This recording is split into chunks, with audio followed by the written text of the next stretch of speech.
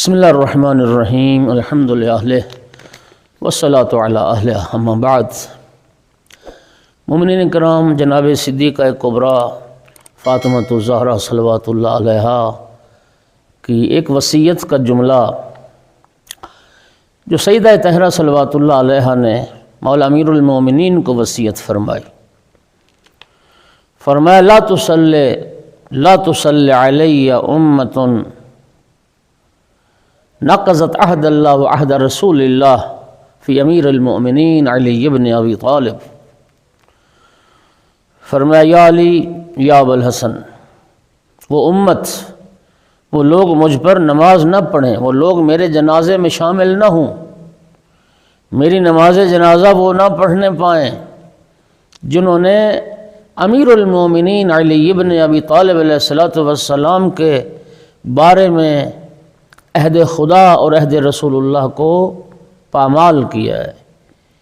جنہوں نے رسول اللہ کے ساتھ عہد کو توڑا ہے، جنہوں نے رب کے ساتھ عہد کو توڑا ہے، امیر المومنین علیہ السلام کے حق میں جنہوں نے ظلم کیا ہے،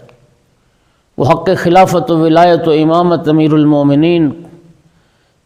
کہ جس حق سے وہ منکر ہوئے ہیں، وہ لوگ نہ آئیں میرے جنازے میں۔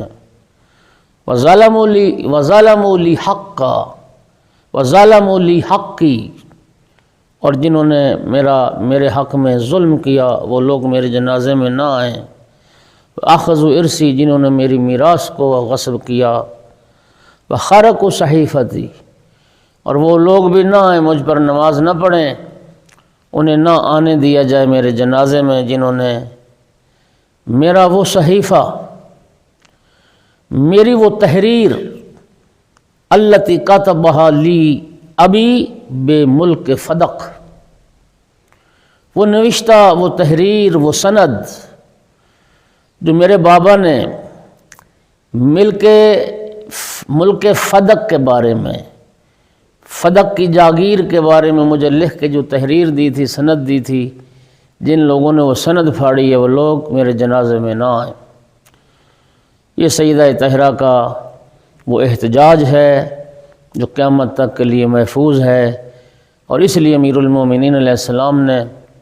انگلیوں پہ گنے جانے والے چند افراد کے ساتھ بنت پیغمبر کا جنازہ پڑھ کے نصف شب کو دفن کیا۔